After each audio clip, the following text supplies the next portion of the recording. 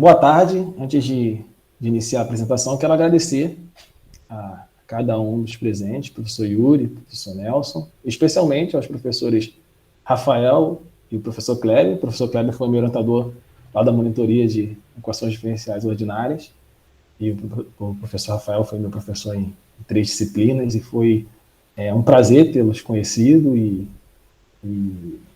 pretendo ainda perturbá-los muito aí para me ajudar aí nessa minha carreira. Bom, o título da minha monografia é o potencial do xadrez no desenvolvimento de competências necessárias ao aprendizado da matemática na escola. E o motivo que me levou a escolher esse tema foi o cenário que nós encontramos aí no Brasil atualmente, né? A educação matemática no Brasil, de acordo com os resultados do PISA lá em 2018, que foi o último PISA, ele figura entre os 10 piores do mundo.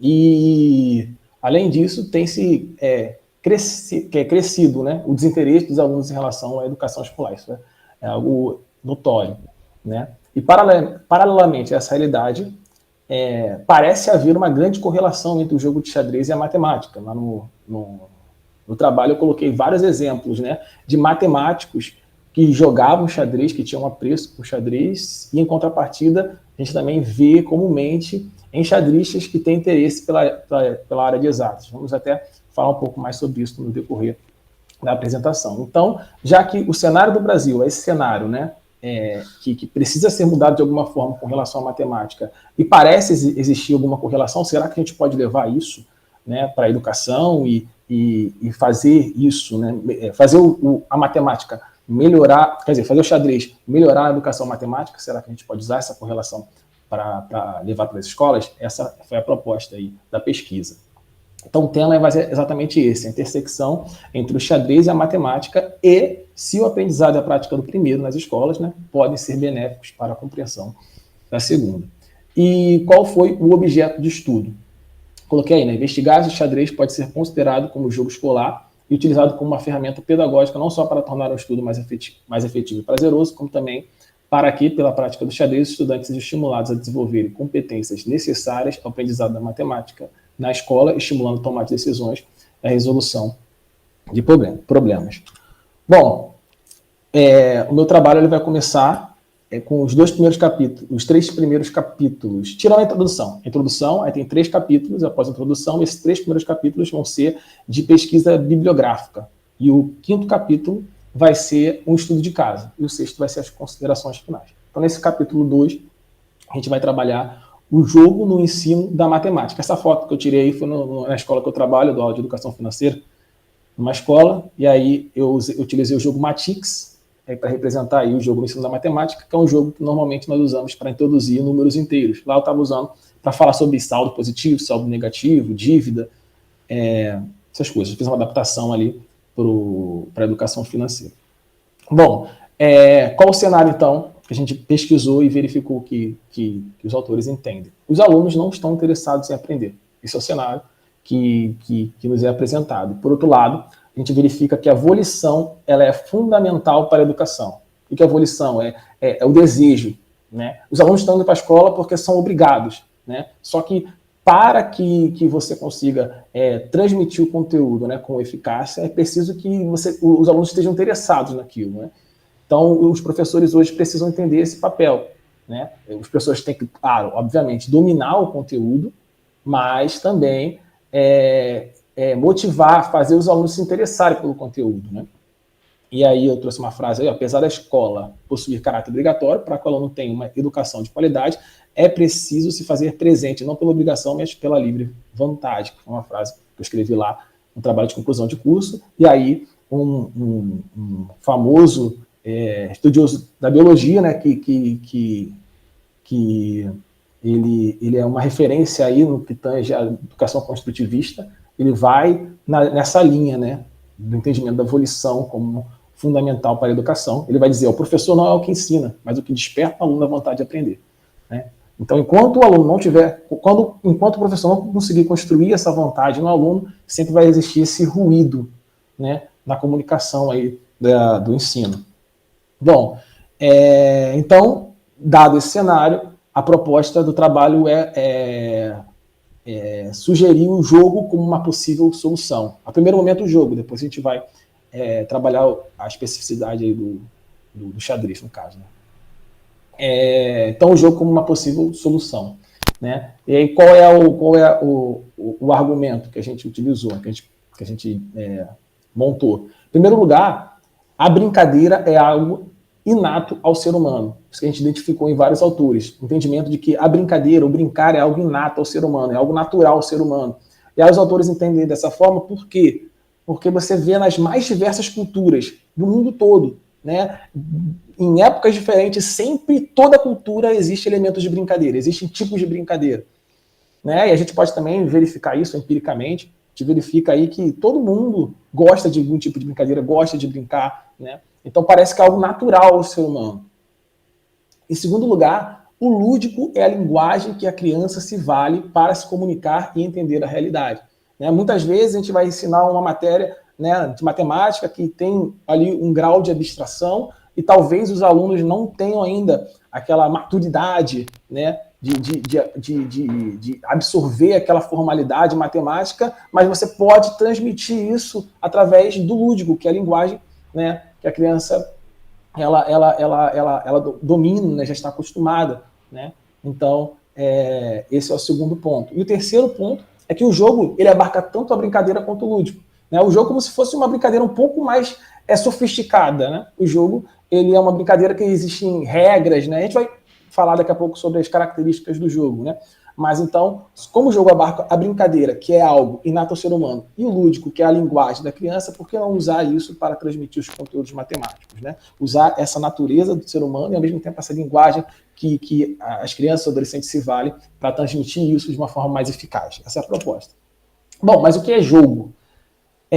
Kishimoto é uma doutora na área de educação que fez doutorado na USP. Ela é uma referência na área. Todos os trabalhos que eu pesquisei durante esse período da montagem da monografia, todos os trabalhos citavam ela.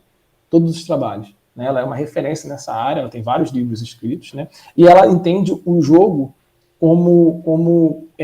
ela entende que o que define o jogo são três características definem o jogo.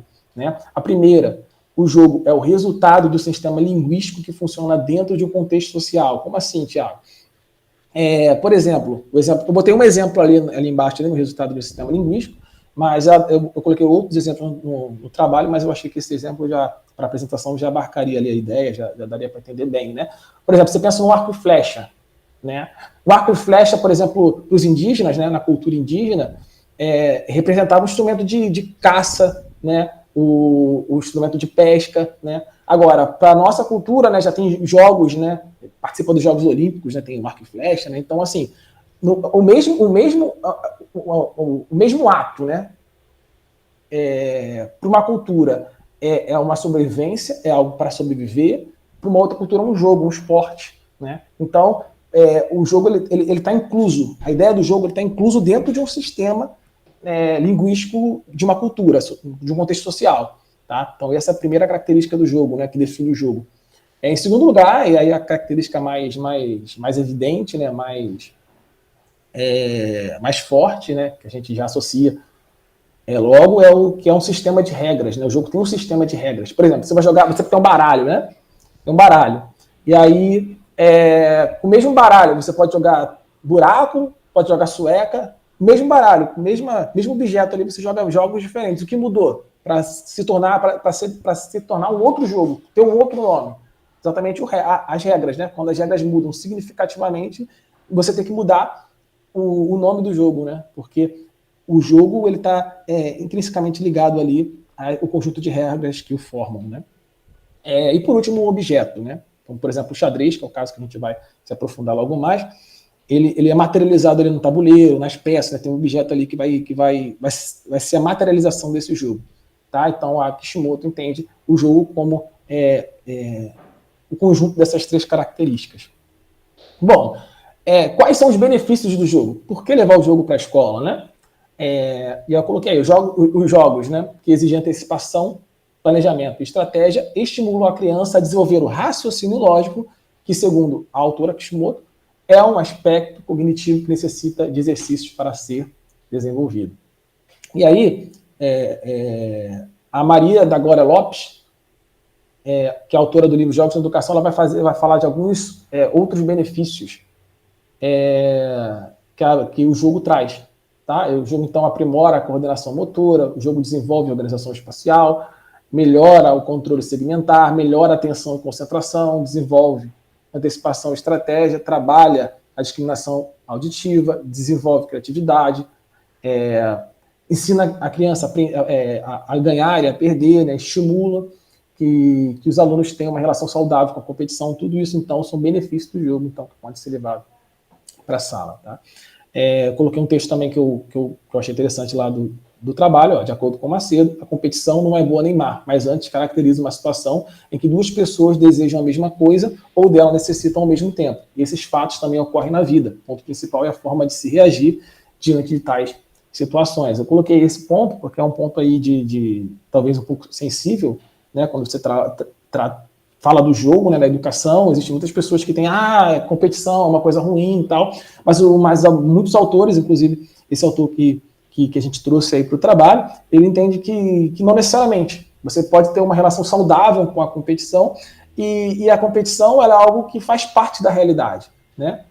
Várias vezes vai existir uma coisa e que várias pessoas querem essa coisa. Né? E aí existe essa competição. Né? Não tem jeito. Então é uma coisa que está na realidade. Por exemplo, uma vaga, você quer um concurso, uma vaga de emprego em um lugar, vai ter uma vaga e vai ter várias pessoas querendo. Então vai existir uma competição por aquilo que mais de uma pessoa quer. Né? Então é importante preparar essa pessoa para a realidade e, ao mesmo tempo, ter uma relação saudável com o que a realidade traz, que é essa competição. Né? Quando mais de uma pessoa... como tem mais pessoas querendo algo e não tem esse algo para todas essas pessoas que querem. Bom, então esses são os benefícios do jogo, né? Mas agora, Thiago, o jogo é bom para a educação, mas é só botar o jogo na educação? Simplesmente assim, e tá tudo certo, e já vai ser proveitoso? Não. Existe um modo correto de você utilizar, né? Introduzir o jogo na educação. Então, eu trouxe 2 pontos.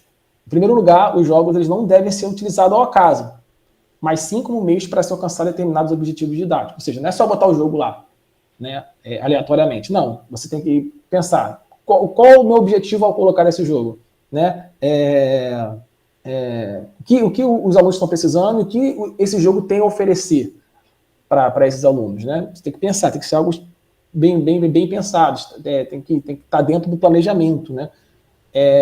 E, por outro lado, é preciso que haja um equilíbrio entre a função lúdica e a função educativa. Esse ponto é importante, porque não adianta, e isso é uma coisa que a gente tentou trabalhar quando chegar lá no estudo de casa, eu vou falar um pouco melhor sobre isso, quando eu fui trabalhar o xadrez com ele. Não adianta eu chegar lá na aula de xadrez, chegar no quadro e colocar, anotem aí, pessoal, o que é abertura, o que é tema tático, o que é estratégia, o que é enfim...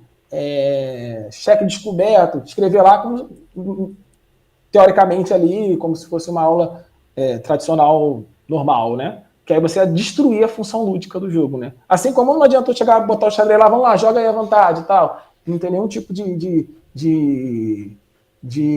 acompanhamento, não tem nenhum tipo de mediação, né? Porque aí você pode acabar destruindo a partir da função educativa, né? E aí eu achei interessante que os autores vão chamar isso de paradoxo do jogo educativo. O que é esse paradoxo? Você tem que conciliar o atributo principal do jogo, né, que é a liberdade, mas ao mesmo tempo conciliar isso com o direcionamento próprio do jogo, né? Então esse é o paradoxo do jogo educativo, né?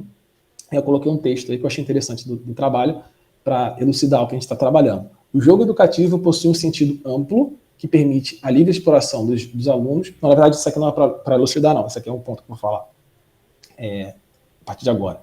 O jogo educativo possui um sentido amplo, que permite a livre exploração dos alunos em recintos organizados pelo professor, focado no desenvolvimento geral dos alunos, e também um sentido restrito. O sentido mais restrito pode ser denominado enquanto jogo didático, uma modalidade de jogo educativo que envolve ações voltadas para a aquisição de determinados conteúdos específicos e de habilidades especiais, intelectuais. Então, vamos lá. Então, o jogo ele não pode ser colocado de forma aleatória, o jogo, ele você tem que saber lidar com esse paradoxo do jogo educativo, né? Você tem que equilibrar a função lúdica com a função educativa, e aí você pode trabalhar o jogo de duas formas. Tem dois sentidos que é possível ser trabalhado o jogo na escola. O jogo no sentido amplo e o jogo no sentido restrito. O jogo no sentido restrito é o jogo da seguinte maneira: eu quero ensinar um conteúdo específico, e aí eu uso aquele jogo para ensinar aquele conteúdo específico. O jogo no sentido amplo é o seguinte: eu vou colocar esse jogo, porque esse jogo ele vai fazer com que os alunos tenham competências gerais que vão ajudar no entendimento de determinada disciplina. Entendeu? Então, essas são a diferença. Você pode trabalhar no sentido restrito e no sentido amplo. A gente vai trabalhar os dois aqui. No capítulo 2, eu vou trabalhar o xadrez como jogo educativo no sentido restrito, e no capítulo 3. No capítulo 3 eu vou trabalhar o xadrez, né, sendo trabalhado no sentido restrito, né, na educação matemática, e no capítulo 4 eu vou trabalhar o xadrez, né, no sentido amplo, tá? E no capítulo 5, o estudo de caso, vai se envolvendo no sentido amplo, tá? O estudo de caso tem a ver com o xadrez como no sentido, sendo usado no sentido amplo, né, na educação matemática. Bom, vamos avançar aqui. Agora, vamos falar, a gente está falando de jogo educativo, agora vamos falar de jogo educativo especialmente no sentido da matemática. É um texto que eu trouxe aí do trabalho para nos ambientar nesse tema. Ó. Os jogos podem introduzir os alunos nos procedimentos que envolvem a prática da matemática. Isto porque a forma do jogo, com suas regras e tomadas de decisões, em cada movimento são equivalentes aos elementos, definições e procedimentos de raciocínio necessários ao pensamento matemático. Paragrando, quando o aluno, ao jogar, adquire vivência com essas estruturas, que podemos chamar de heurísticas, ele terá muito mais facilidade ao deparar-se com as heurísticas matemáticas de resolução de problemas, que são bastante semelhantes às heurísticas dos jogos. Então, o que é heurística? Heurísticas são atalhos mentais, né? Conexões mentais ali que o cérebro assume, né? Para que o processo de pensamento seja mais rápido, né? E aí, o autor Grando, né? Ele vai propor que a heurística, a forma de pensar, né, os atalhos mentais que você precisa ter para você sair bem no jogo são equivalentes à heurística da resolução de problemas matemáticos, né? E por isso que um ajuda no outro, né? Então, por exemplo, ele colocou ali quais são as heurísticas da resolução de problemas envolvendo matemática. Você tem que ler e compreender bem o problema, você tem que reaver um problema similar cuja solução já conhecida e desenvolver uma estratégia de teste das hipóteses, executar e examinar a validade das hipóteses e verificar os resultados e se a estratégia pode ser utilizada para outros problemas. É isso que a gente faz, né, quando a gente está aprendendo a resolver problemas matemáticos. Né? E nos jogos é muito semelhante. A gente vai ler e compreender as regras do jogo, reaver um jogo similar já conhecido e desenvolver as estratégias de jogos possíveis. Para começar a jogar um jogo, você vai... qual estratégia que eu posso adotar? Você vai se lembrar de outros jogos que você jogou, de estratégias que você já se valeu, já utilizou, vai verificar quais estratégias fazem sentido naquele jogo, né, para que você possa sair melhor. Executar e avaliar, verificar se a estratégia funcionou e se pode ser utilizada contra outras atividades ou em outros jogos.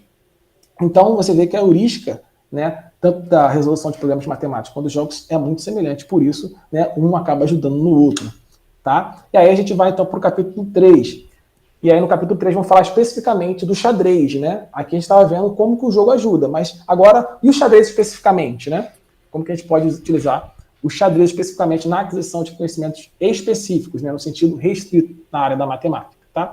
Então, um trecho aí do TCC, de acordo com o SAR, no tocante à matemática, o xadrez é um dispositivo eficaz para a aprendizagem da aritmética, né? Ele fala aqui, noções de troca, valor comparado das peças, controle de casas, enquanto exemplos de operações numéricas elementares, da álgebra, cálculo do índice de desempenho dos jogadores, que é assimilável a um sistema de equações com N incógnitas, e da geometria, movimento das peças, é uma introdução às noções de verticalidade, de horizontalidade, a representação do tabuleiro estabelecida como sistema cartesiano. Então, o autor ali, o Sá, ele já nos apresenta aí várias maneiras de você ensinar alguns conteúdos específicos de matemática através do xadrez. Mas vamos aprofundar alguns deles, tá?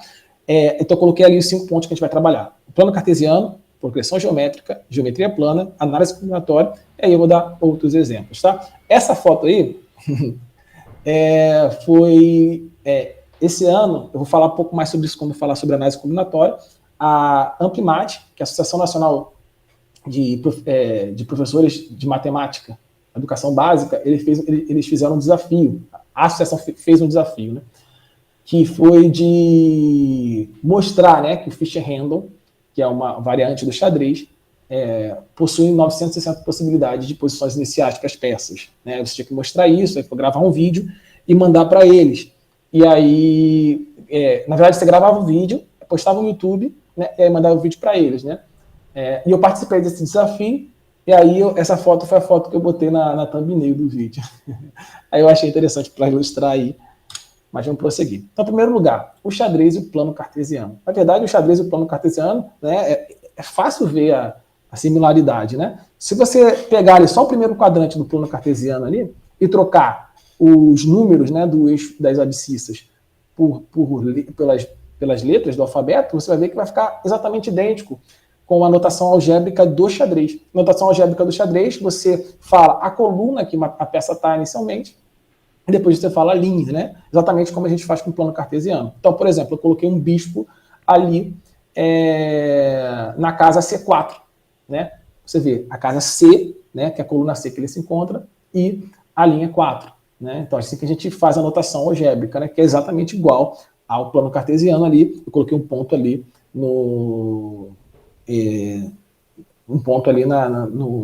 onde o x é 4 e o y é 4. Né? Então, no trabalho, eu falei sobre a similaridade e mostrei aí um exemplo de um pesquisador, Vieira, né, que ele reuniu um grupo de estudantes de 9º ano do ensino fundamental e ensinou, né, dentre outros conhecimentos relativos ao xadrez, a realizar anotações dos movimentos durante as partidas. Né? É o que a gente chama de notação algébrica. Uma atividade, então, foi proposta durante a qual o grupo era dividido em duplas, que preenchiam em suas planilhas 10 movimentos de cada jogador. Logo após, as planilhas eram trocadas entre as duplas, que deveriam efetuar a leitura destas anotações. Após algumas repetições dessa atividade, quando os alunos já demonstravam o maior nível de fluência nessas leituras, eles foram introduzidos ao plano cartesiano e participaram de uma atividade na qual as duplas foram encarregadas de identificar diferentes pontos no plano cartesiano em diversos quadrantes. Após, eles puderam discutir as semelhanças entre o xadrez e o plano cartesiano. Por fim, o pesquisador concluiu que a utilização do xadrez proporcionou uma aprendizagem mais satisfatória aos alunos acerca do assunto. Né? Achei bastante interessante a forma que ele utilizou ali o xadrez para introduzir o assunto do plano cartesiano, e parece que houve uma boa resposta dos alunos. Né? Então, uma forma de você trabalhar o xadrez aí, o plano cartesiano. Bom, o segundo ponto que eu acho interessante é a lenda da origem do xadrez e a progressão geométrica. Né? O xadrez ele tem uma lenda, né? Não sei se vocês conhecem, mas eu vou dar uma lida rapidinho, coloquei ali. Estava enfermo certo rei na Índia, e lhe indicaram que deveria se distrair com algo agradável. Para ele, Dahi al-Hind elaborou o jogo de xadrez depois de ter expressado sua alegria pela invenção. O rei disse: peça uma recompensa. Dahi al-Hind pediu um dirhem, moeda de prata utilizada pelos árabes na Idade Média, para a primeira casa, e que fosse dobrando progressivamente este número a cada uma das casinhas restantes. Aqui o rei comentou: me assombra que um homem como você, capaz de criar um jogo tão maravilhoso, aceite recompensa tão pequena, que receba o que pede. Mas quando o assunto chegou aos ouvidos de seu vizir, este se apresentou diante o rei e disse: precisa saber, ó rei, que mesmo vivendo 1000 anos e recolhendo para ti todos os tesouros da terra, não poderá pagar o que lhe foi pedido, quantidade que resulta de dobrar o primeiro número. Para cada uma das casas do tabuleiro resulta em, esse número aí gigantesco, né? Bom, é muito interessante usar essa lenda para você falar sobre progressão geométrica, né? Você pode falar desse assunto, né? Contar a lenda para os alunos e pedir para eles encontrarem, por exemplo, no primeiro lugar, quantos... no caso aqui, tem várias versões, né? Alguns dizem feijão, esse aqui diz... Desculpa, moeda de prata. Ele pede nessa versão ele pede uma moeda de prata e para ir dobrando, né? Outras versões ele pede feijão, alguma coisa assim, né? Cada versão, tem várias versões dessa lenda, né? Então, quantas moedas de prata então ficaram na última casa? E aí você pode propor eles tentarem fazer sozinhos, eles provavelmente não vão conseguir, e aí você pode pensar com eles, né? Pensa só, se na primeira casa tem vou chamar essa primeira casa de A1, beleza? Então, na primeira casa a gente tem um feijão. Um feijão não, uma moeda de prata. Na segunda casa eu vou ter 2, né? 2 é o quê? 1 vezes 2. Na terceira casa eu vou ter 3. 3 é o quê? 1 vezes 2 vezes 2. né, eu estou pegando o quê? O primeiro termo, né, multiplicando 2 e multiplicando 2 de novo. Agora o quarto. Quarto eu faço o quê? Eu pego o primeiro termo, multiplico 2 e multiplico 2. Repara que no primeiro eu tenho 1 vezes 2 elevado a zero. No segundo termo, eu vou ter 1 vezes 2 elevado a 1. No terceiro termo, eu vou ter 1 vezes 2 elevado a 2. No quarto termo, eu vou ter 1 vezes 2 elevado a 3. Vocês conseguem ver algum padrão? Talvez sim, talvez não. Senão você pode continuar, né, prosseguir até eles conseguirem perceber o padrão. E aí você vai verificar com facilidade que a quantidade de moedas no quadrado que você quer, né, no termo que você quer, né, é sempre 1 vezes 2 elevado a um número menos do que a posição que ele está. Né? Então, no 2 era 2 elevado a 1, no 3 era 2 elevado a 2, no 4 o 1 era multiplicado por 2 elevado a 3. Então, no A64 vai ser 1 vezes 2, 63. Aí você consegue ali, sem usar fórmula, primeiramente, só para usando a linha de raciocínio, você consegue ali encontrar a quantidade de termos que tinha, quantidade de termos não, quantidade de moedas que tinha na casa de posição 64, né? E aí, se você somar todos esses termos, né, você vai ter, então, a quantidade total de moedas que ele teve no final, que é essa expressão aqui. E aí, pensa comigo, se você multiplicar por 2, você vai ter essa outra expressão, e se você subtrair o dobro da soma pela soma, você vai ter, então, menos 1 mais 2 elevado a 64, que é o resultado que ele encontra no final. A gente consegue, então, fazer aí a soma, encontrar o termo 64, só usando a linha de raciocínio, né? E, na verdade, já são os passos da demonstração, né? De forma análoga, você consegue mostrar a fórmula do termo geral, que é a n igual a 1 vezes q elevado a n menos 1.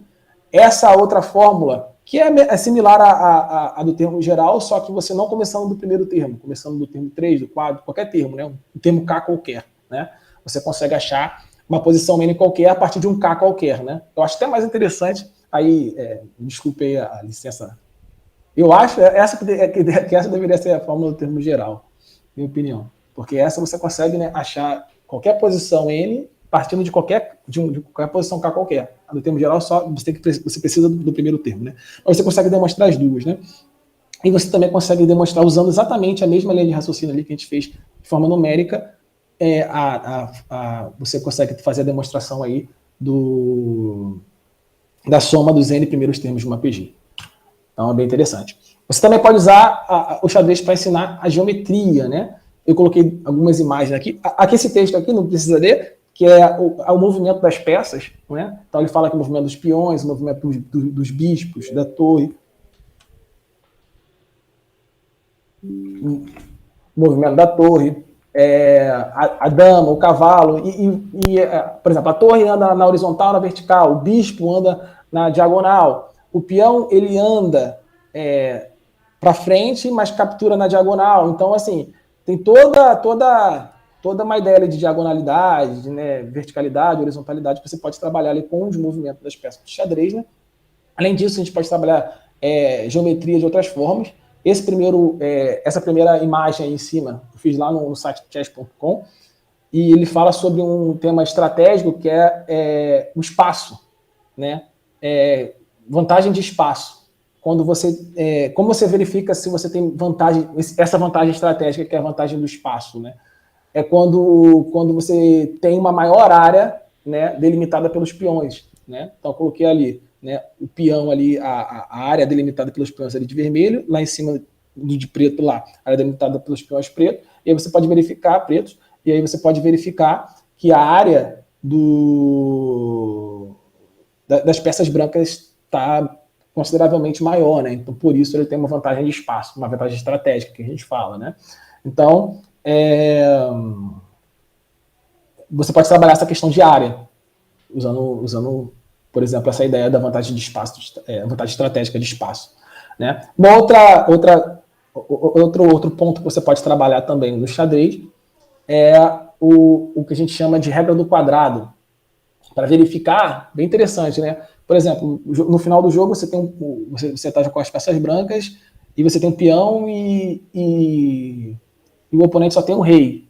E aí você quer verificar se você consegue, sem o apoio do seu rei, promover o peão à dama antes que o rei adversário chegue, né, nele e capture. E aí você pode fazer o seguinte, eu estou jogando de brancas, tá na minha vez, o que eu faço? Eu traço uma linha vertical que vai do peão até uma linha vertical não, desculpa, uma linha diagonal, que vai da posição do peão até o fim do tabuleiro, né, a última linha do tabuleiro, a linha que eu preciso chegar para promover, só que na direção do rei. E com essa diagonal eu traço um quadrado, né? E aí, se o rei estiver dentro desse quadrado na minha vez, significa que eu não consigo chegar a tempo. O rei adversário vai chegar a tempo de capturar, né? Se ele não chegar, se ele não estiver dentro do quadrado, nesse caso aqui, se for a vez das brancas, o rei não consegue chegar, né? Então eu posso só andar para frente com o peão que eu vou conseguir promover. Se for a vez das pretas, o preto vai conseguir entrar no quadrado e aí eu não vou conseguir promover, então eu preciso do apoio do meu rei, né? Então você pode trabalhar toda essa ideia de diagonal, de quadrado, né? Bem interessante. Até um pouquinho de lógica, se você quiser aprofundar um pouco, né? Por que isso acontece, por que desse quadrado, é bem interessante também, né? Bom, análise combinatória, aí voltando aí ao desafio do Ampimate, vou acelerar aqui, ao desafio do Ampimate, para provar, né, que tem 960 possibilidades, e aí eu provei por modelagem matemática, eu modelei um problema, eu modelei um tabuleiro, chamei o tabuleiro, peguei um tabuleiro N por N, tal que N é par, né, N é igual a 2K, e K pertence naturais, eu tenho que pegar um número maior ou igual a 8, porque eu tenho 8 peças, né? Então N não pode ser menor que 8. E aí, pelo princípio fundamental da contagem, o bífico, ele tem que ter N sobre 2 elevado ao quadrado de possibilidades. A torre e o rei eu ia explicar com mais calma, mas como a gente está com o tempo corrido, só vou falar a fórmula, né, que eu encontrei, né, para modelagem. Possibilidade de posições da torre e do rei é o somatório de I variando de 1 até N-4, né, I, N-3 menos I, e cavalo é uma combinação, a gente não usa range porque os cavalos são iguais, então a ordem não importa, né, então vai ser uma combinação N-5, 2 a 2, e a dama é o número de casos que ficou sobrando, que é o N-7, né, 7 porque eu já usei 7 peças, né, só ficou sobrando a dama, né. E aí, fazendo a multiplicação disso, você consegue encontrar, então, a quantidade de posições iniciais. Como o tabuleiro original tem 8 colunas, né, só substitui o N por 8, e aí joga na fórmula, você vai encontrar 960. Bom, probabilidade também, você pode trabalhar a probabilidade, né, por exemplo, quantas posições há nos 2 primeiros lances, né, então, pelo princípio fundamental da contagem, 20 vezes 20, que é 400, né, 20 porque cada peão você pode dar ou uma casa ou 2 casas, e a cada cavalo você tem 2 possibilidades, né? E aí, para cada jogador dá 400. E aí, também, nesse trabalho aqui, eu mostrei que uma estimativa feita por uma famosa, né, Claude Shannon, que ela mostra que o número de probabilidade do xadrez é maior do que, por estimativa, né? É maior do que o número de átomos presentes no universo, né? E ela usa log, né, para mostrar isso. Bem interessante também, que você pode usar na escola. E aqui eu também trouxe duas provas, né, que apresentam. Hoje em dia tem muitas questões, né, que se valem do xadrez, né, para apresentar matemática. Provas de matemática que usam xadrez. Aqui tem 2 questões aqui, uma do Enem e uma da UBMEP, sobre xadrez, então, que eu trouxe também mostrando, e no trabalho tá resolvido, né? Mostrei como que resolve e tal. Eu ia falar também, mas também, como o tempo tá curto, eu vou pular. Bom, e aí o xadrez como jogo educativo no sentido amplo, tá?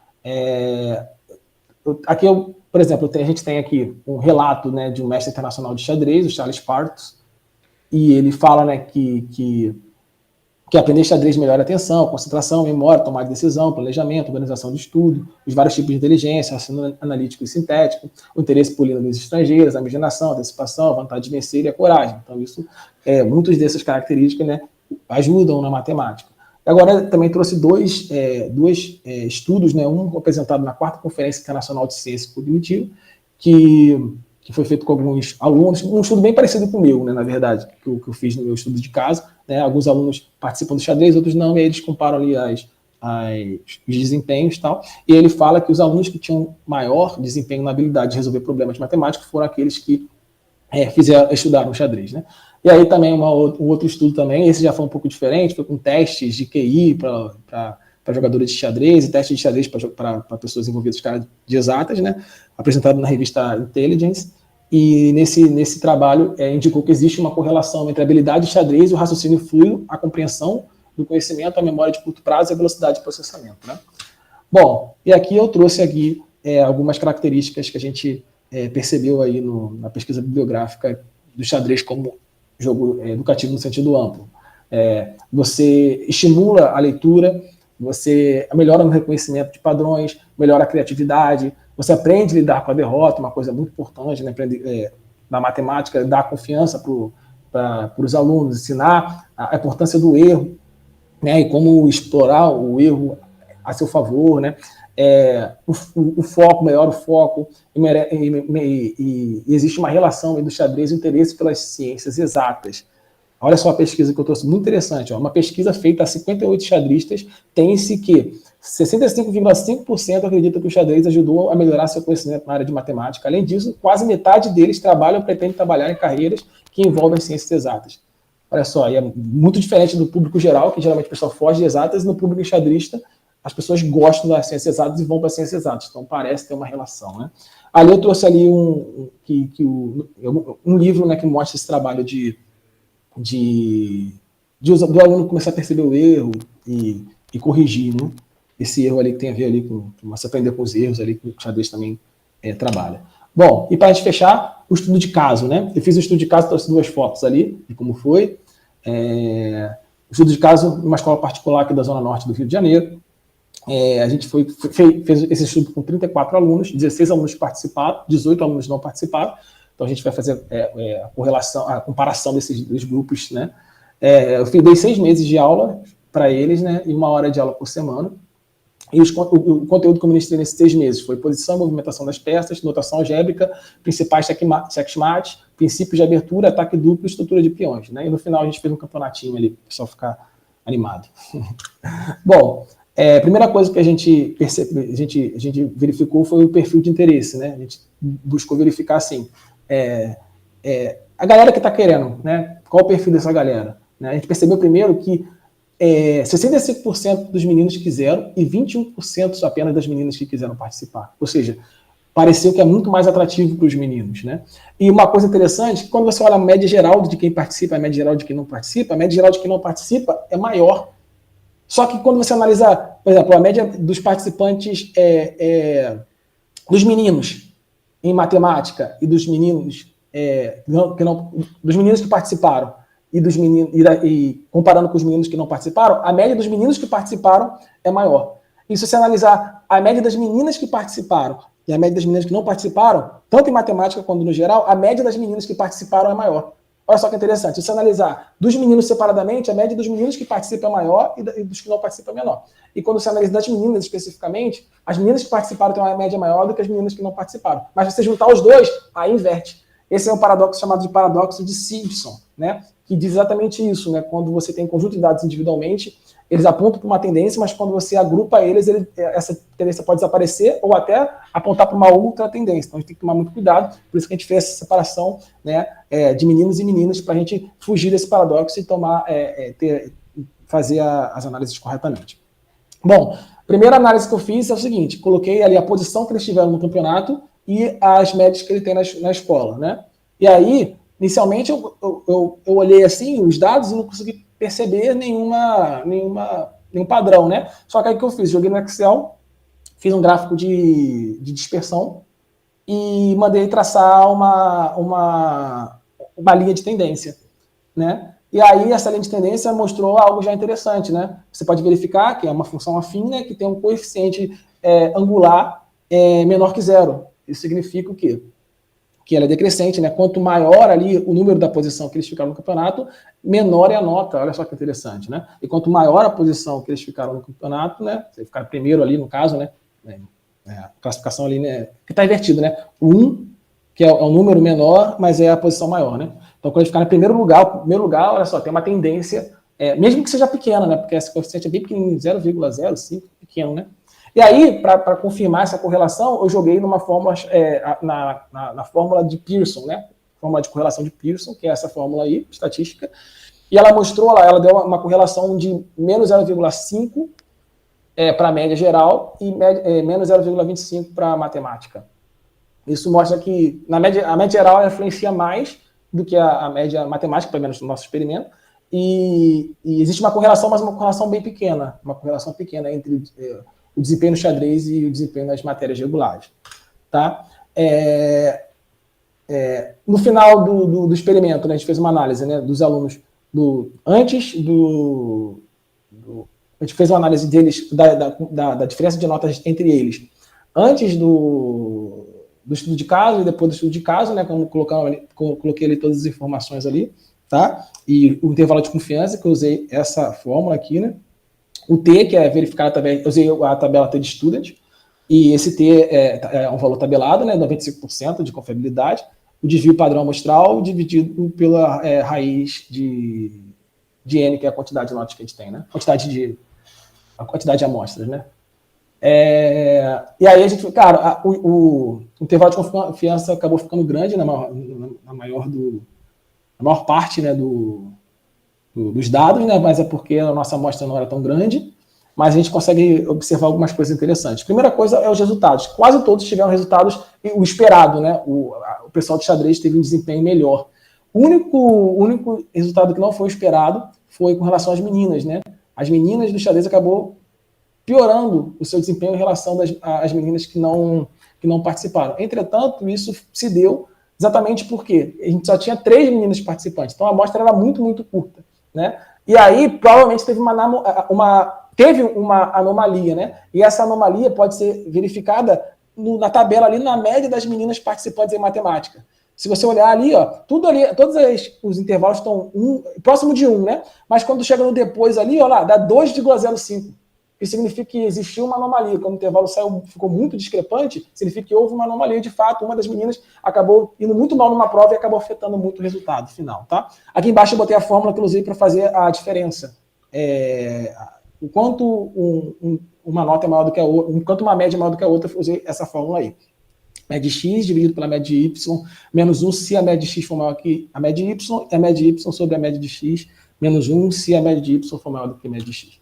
Tá? Considerações finais.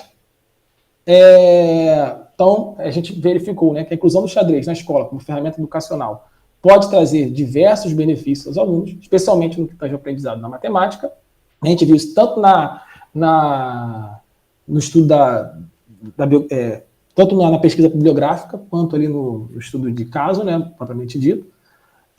Foram encontrados, ao longo da pesquisa, diversos benefícios dos jogos no ensino escolar, e mais especificamente do xadrez, o qual, de acordo com o trabalho, pode ser utilizado como jogo em um sentido estrito, né, que a gente viu, ou no sentido lato, né, o sentido amplo. O estudo de caso apresentado retornou resultados positivos, né, no geral, né, claro que existiu aquele intervalo ali não esperado das meninas, mas a gente verificou que foi por causa daquela anomalia que a gente percebeu através do intervalo de confiança ali, no caso das meninas participantes lá em matemática, demonstrando a melhora, então, no desempenho escolar dos alunos que participaram das aulas de xadrez, principalmente na disciplina de matemática. E a gente conclui, então, que o xadrez é uma ferramenta eficaz para auxiliar na superação de diversos problemas enfrentados nas escolas brasileiras, incluindo o crescente desinteresse por parte dos alunos e o baixo rendimento apresentado na disciplina de matemática. Quero agradecer a todos a atenção e espero ter atingido a expectativa da banca.